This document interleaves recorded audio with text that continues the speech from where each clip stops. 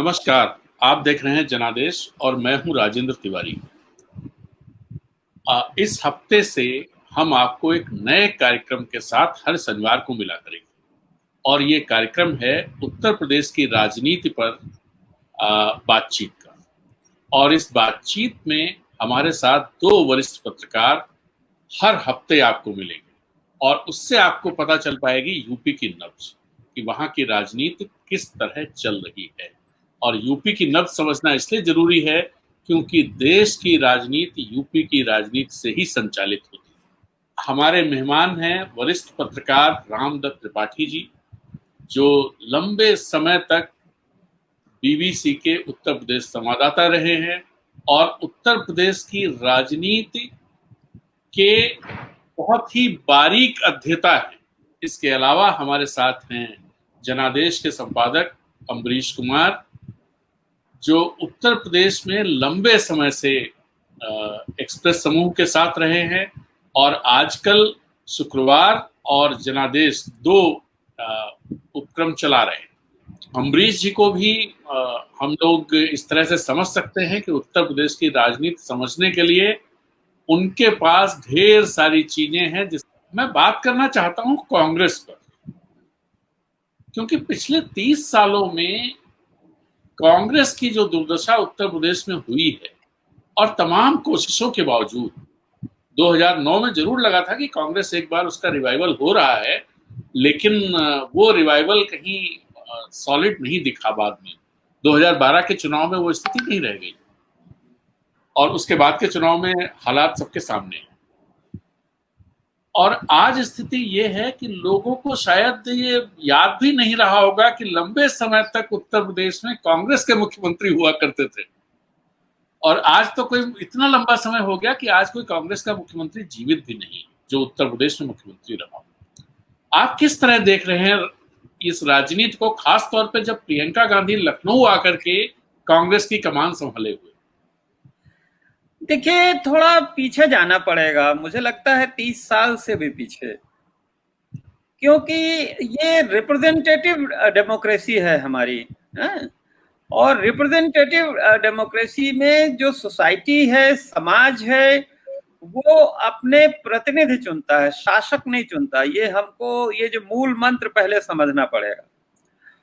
और प्रतिनिधि माने वो कि जो जनता को रिप्रेजेंट करें, उनसे आइडेंटिफाई करें। और उसमें मैं दो चीजें आपको सिर्फ कहूंगा कि माओ के बारे में कहा जाता है, कॉमरेड माओ, कि हालांकि वो तो मार्क्सवादी कम्युनिस्ट थे, लेकिन जब किसी गांव में जाते थे अपने कैंपेन में, तो बाहर जो हमारे यहाँ का शिवाला जैसा होता है और तालाब, उसमें नहा के बाकायदे पूजा करके तब आगे बढ़ते थे। तो लोगों ने पूछा आप क्यों करते हैं? तो उन्होंने कहा भाई अगर मैं नहीं करूंगा तो ये फिर मेरी बात नहीं सुनेंगे। यही महात्मा गांधी का भाई आप देखिए कि उन्होंने अपने आप को हर गरीब आदमी जो एवरेज भारतीय है उससे आइडेंटिफाई किया। अगर लोगों के पास पहनने कपड़ा नहीं है तो वो किया, जितनी एवरेज इनकम है उसमें अपना गुजारा किया और त्याग का कहीं देखा। बहरहाल जी, हुआ ये है मोटे तौर पे, जो मैं आपको कहना चाहता हूं कि जब आजादी आई तो उस समय लीडरशिप जो थी, ये माना जाता था कि प्रोग्रेसिव, पढ़े लिखे, हाईली एजुकेटेड लोगों के हाथ में होगी। ज्यादातर आपके नेता लंदन से पलट के आए थे पढ़ लिख के, या ये जी अधिकतर वकील थे। हाँ, वकील ये पढ़ के गांधी जी, हाँ सब जो भी है, चाहे डॉक्टर अम्बेडकर हो चाहे जवाहरलाल नेहरू हो, खैर। तो कहा यह जाता था कि जो बुर्जुआ लीडरशिप होगी और प्रोलेटेरियत की मदद के लिए गरीब की सर्वहारा की काम करेगी। लेकिन क्या हुआ कि करीब 20 साल तक आते आते 67 के आसपास लोगों में, अगर हम अभी देखें तो जो आप बात कर रहे हैं, मैं बहुत महत्वपूर्ण बिंदु है, बस 30 सेकंड आप दीजिए। 67 तक आते आते लोगों को, जो किसान हैं, दलित हैं, पिछड़े हैं, उनको ये लगने लगा कि भाई इसमें हमारा जो एस्पिरेशंस बढ़ी, हाँ ठीक है, शुरू में नौकरियों में कुछ हुआ, पट्टे मिले, कुछ हुआ, लेकिन जब बढ़ती हुई एस्पिरेशंस को कांग्रेस जो है वो नहीं दे पाई, लीडरशिप नहीं दे पाई। साउथ में दिया उत्तर भारत में लीडरशिप नहीं दे पाई। तो देखिए पहला जो रिवोल्ट हुआ वो चौधरी चरण सिंह का हुआ, जो किसानों के मसीहा थे। उनकी मदद किसने की? राजनारायण ने की। उत्तर प्रदेश में सोशलिस्ट पार्टी शुरू से ही नंबर 1 अपोजिशन थी, 52 जो पहले चुनाव से ही। और डॉक्टर लोहिया, ये सब पिछड़ों की बात करते थे। तो वो कांग्रेस के लिए एक बड़ा झटका था, और आज तक कांग्रेस उस गलती से नहीं उबर पाई है कि लीडरशिप वो नहीं देना चाहती उत्तर प्रदेश में पिछड़े और दलित वर्गों को। इसलिए ये एक बहुत बड़ी कमजोरी रही है, मैं इसे मानता हूँ। रामदत्त जी, एक सवाल मेरा है कि आपने कहा पिछड़े और दलित की बात कही, पिछले जो 5 चीफ मिनिस्टर रहे कांग्रेस के, उसमें आप बड़े ध्यान से देखें तो एक तो मेरे ख्याल से जिंदा भी शायद ही कोई बचा हो, और वो उसमें कोई इन पिछड़े तबके की उस तरीके से कोई भागीदारी नहीं थी। लेकिन हमें याद है, जो कहा भी जाता है कि उत्तर प्रदेश में सड़कों का जाल जो बिछाया गया वो नारायण दत्त तिवारी के समय में सबसे ज्यादा काम हुआ। नोएडा जैसा शहर बना, वो विकास के लिए जाने भी जाते थे। लेकिन उसके बाद का पूरा जो दौर आया उसमें पिछले 30 साल को देख लें तो शायद उस प्रकार का काम या विकास के फ्रंट पे जो बाकी गैर कांग्रेसी दल आए उन्होंने उस तरीके से काम नहीं किया। तो एक तो कांग्रेस की तरफ कम से कम एक तो ये जाता है कि अपने दौर में कांग्रेस ने थोड़ा काम किया था। बाद में क्या स्थिति हुई कि राजनीति में, खास करके सोशल इंजीनियरिंग में कांग्रेस पिछड़ी और उसका खामियाजा भी भुगतना पड़ा। आप इसको किस ढंग से देख रहे हैं? जी, सत्ता में आने के लिए, चुनाव जीतने के लिए, आपने नारायण दत्त तिवारी की बात की।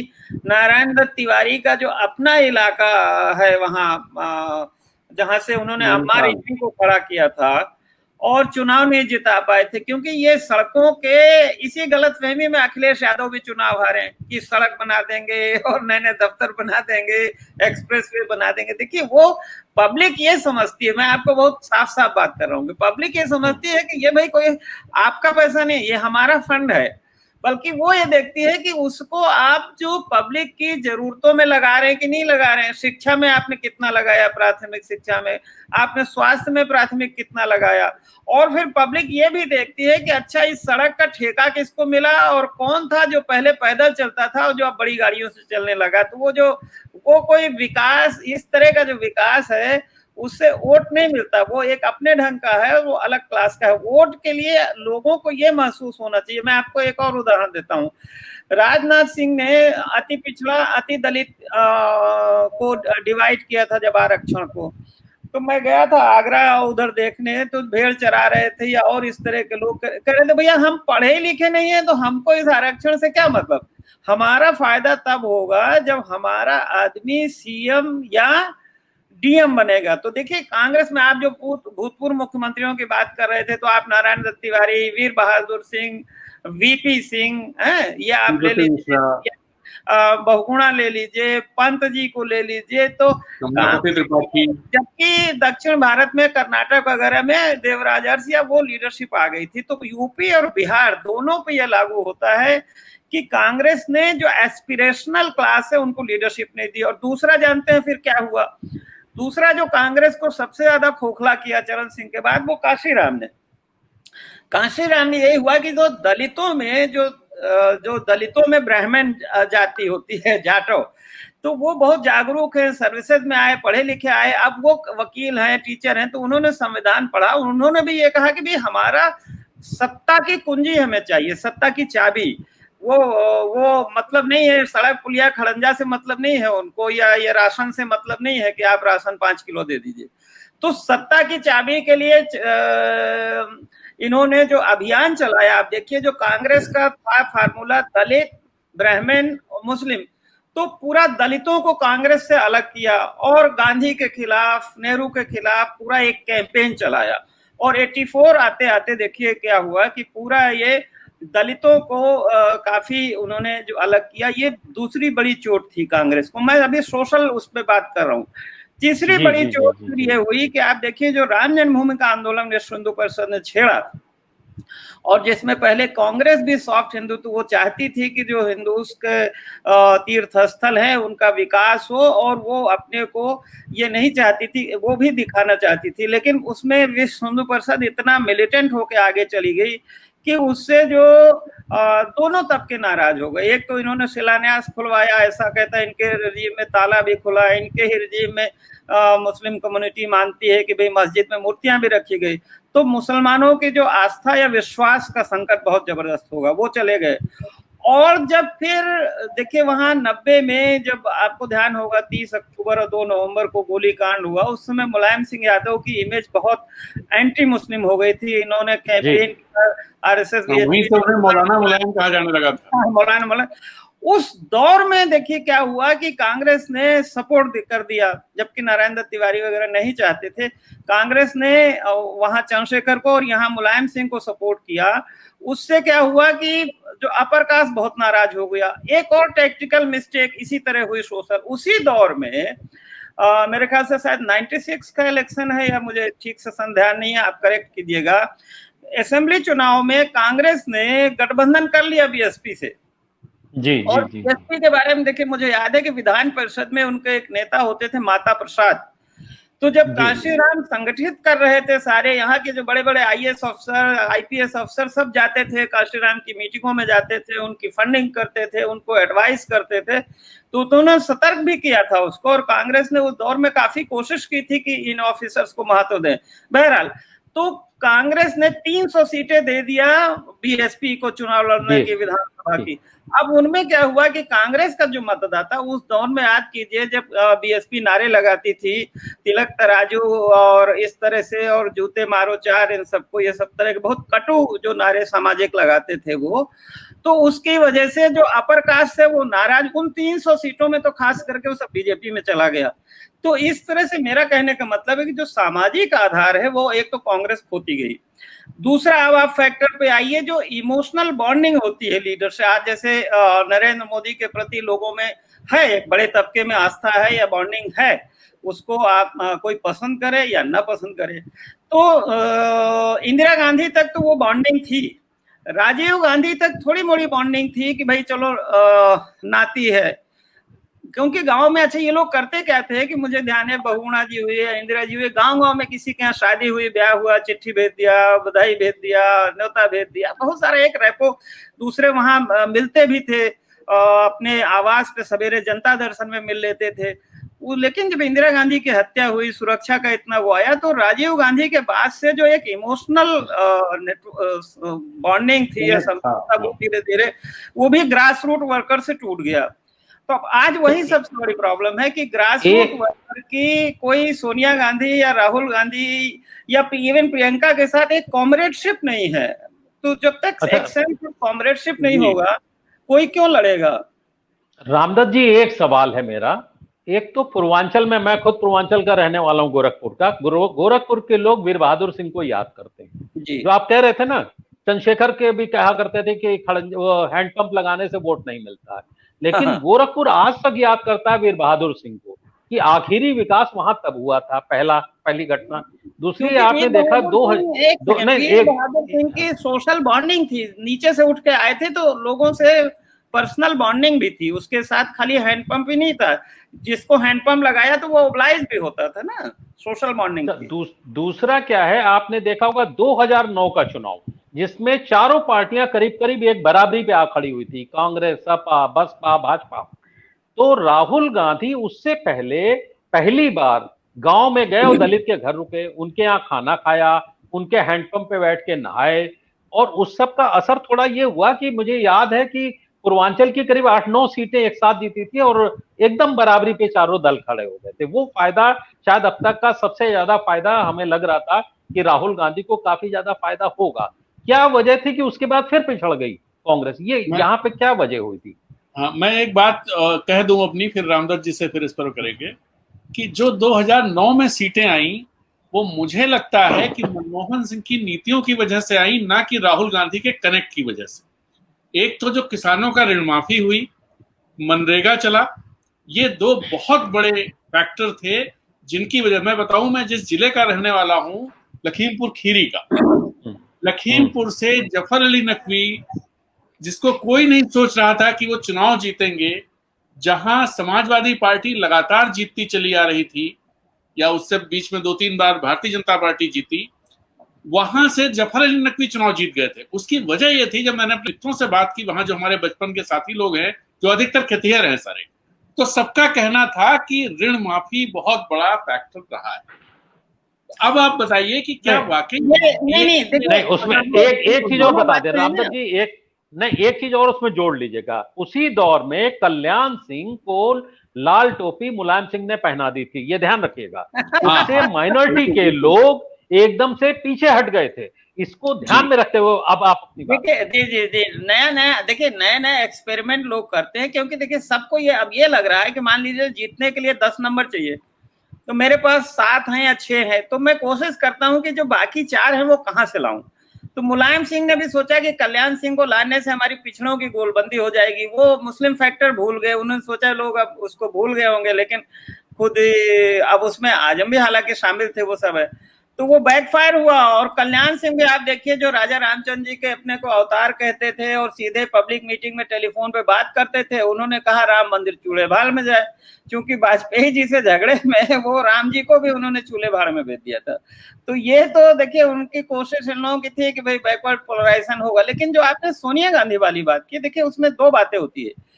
एक तो कई बार ये होता है कि कोई विकल्प नहीं होता। एक तो आप ध्यान कीजिएगा कि वो दौर ऐसा था कि आडवाणी और वाजपेयी जी जब गए तो वहां जब सरकार चलाई 6 साल, और उन्होंने तीनों जो प्रमुख जो हिंदुत्व के जो मुद्दे थे उन्होंने किनारे रख दिया।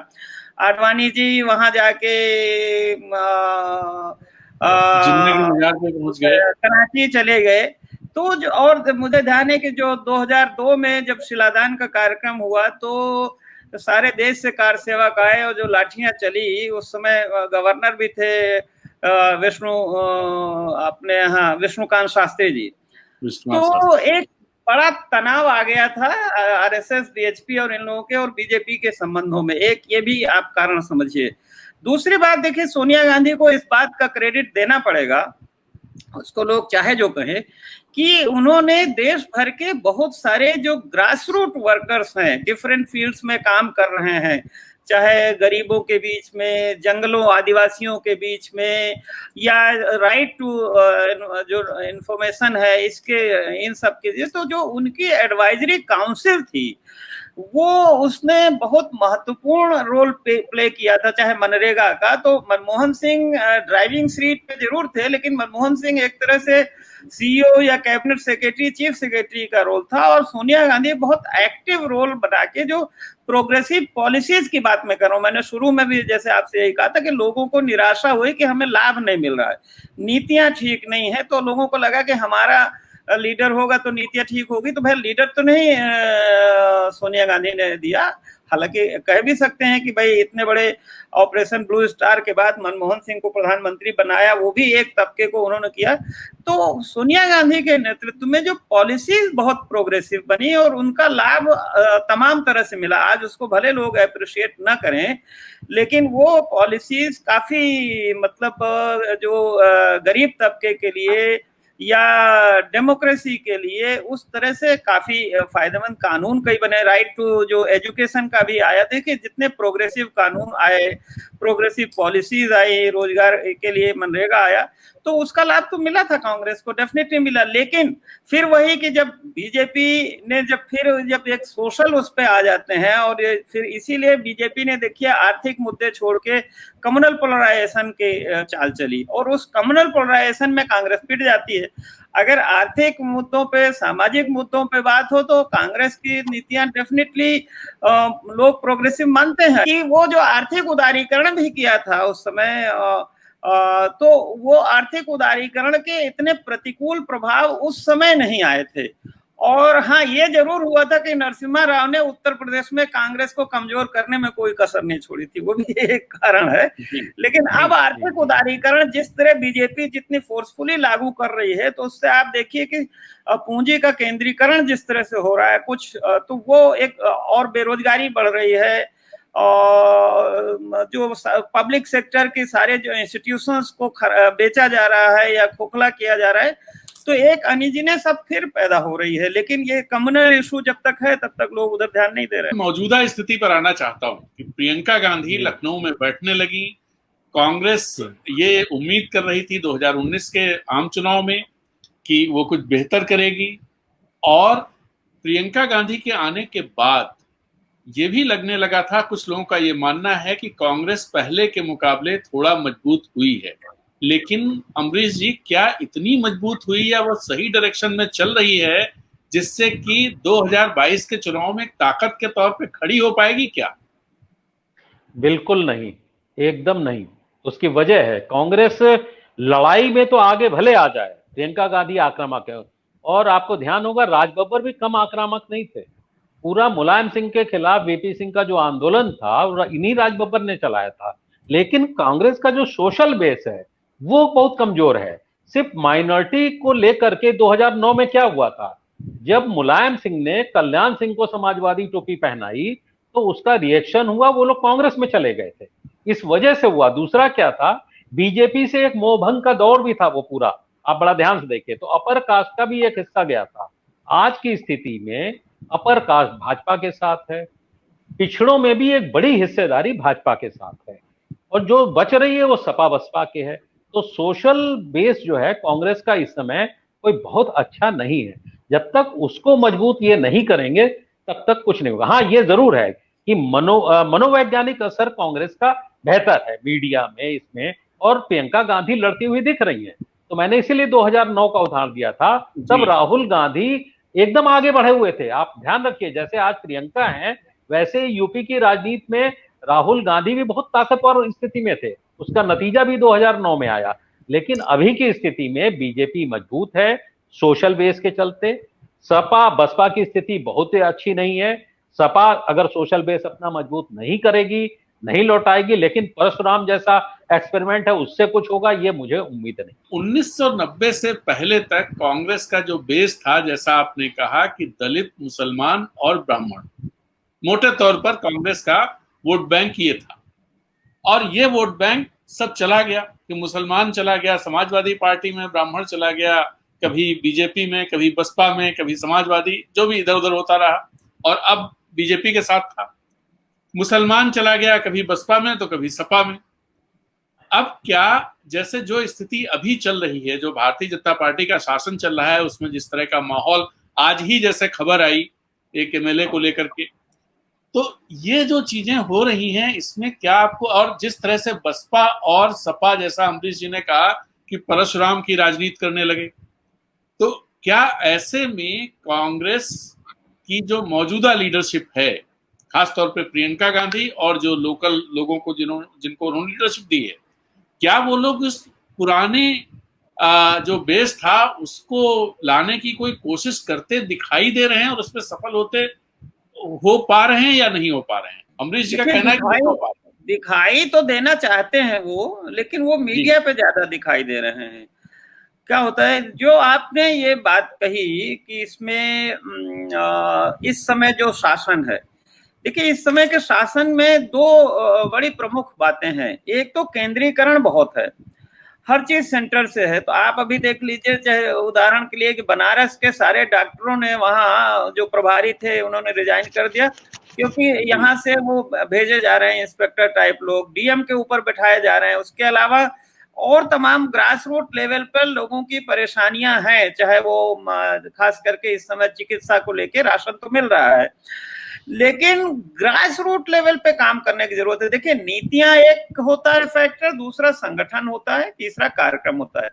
प्रॉब्लम क्या है प्रियंका गांधी के, और ये मेरे ख्याल से इसको अमरीश जी भी सहमत होंगे कि जो उनकी स्टाइल ऑफ वर्किंग है, उन्होंने एक मीडिया टीम रख दी है जो सुबह से ट्वीट और प्रेस नोट जारी करना शुरू कर देते हैं। उन्होंने एक अजय कुमार लल्लू जी को अध्यक्ष बना दिया है। अब अजय कुमार लल्लू को अध्यक्ष बनाने में ज्यादातर जो कांग्रेसी सब नाराज थे। तो अब हुआ क्या है कि संगठन बिल्कुल साथ में नहीं है। जो भी छोटा मोटा संगठन है, संगठन के जो पुराने लोगों को साथ में, ये राहुल और प्रियंका दोनों के साथ चलती है कि ये अपना एक अलग एनजीओ स्टाइल में काम करते हैं। जैसे राहुल गांधी के बारे में मुझे पता है, उस समय जैसे वो जाते थे किसी गांव में रुकने और हैंडपंप में नहाने, तो वो कांग्रेस का जो संगठन है उसे नहीं पता होता, तो वो एक अलग उनका अपना एनजीओ नेटवर्क था, उसके जरिए करते थे। तो उससे क्या होता है कि जब आप संगठन को अलग रख के काम करेंगे तो फिर संगठन के लोग, प्रेस वाले तो काम आएंगे नहीं, ट्वीट करने वाले तो काम आएंगे नहीं।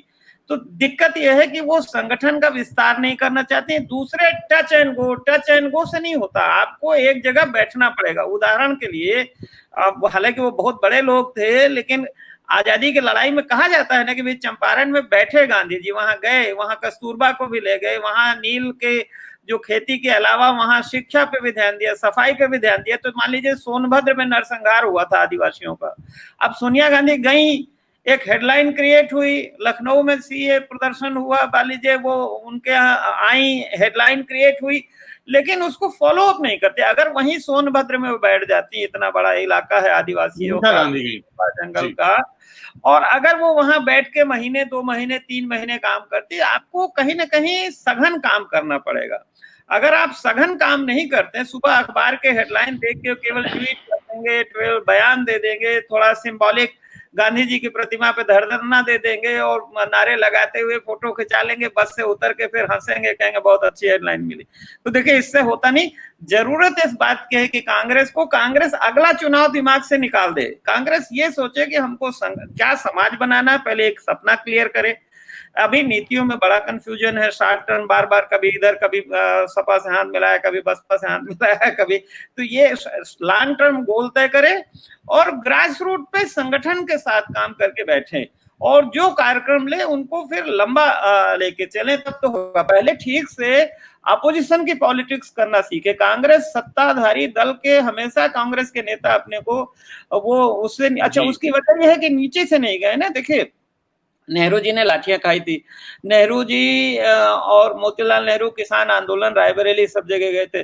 और शायद बहुत लोगों को नहीं मालूम होगा, हमारे श्रोताओं को, कि प्रधानमंत्री जवाहरलाल नेहरू बने तो थे, लेकिन वो इलाहाबाद नगर पालिका के चेयरमैन भी थे, वहां के नगर पालिका अध्यक्ष थे। उसी समय सुभाष बाबू कलकत्ता के भी अध्यक्ष थे, वहां के मेयर थे। तो आप जब जमीन से पॉलिटिक्स शुरू करते हैं तो आपको पता होता है निटी-गिटी कैसे वर्कर बनाया जाता है, कैसे जोड़ा जाता है, क्या लोगों की, क्योंकि फिर मैं कहूंगा ये रिप्रेजेंटेटिव डेमोक्रेसी है।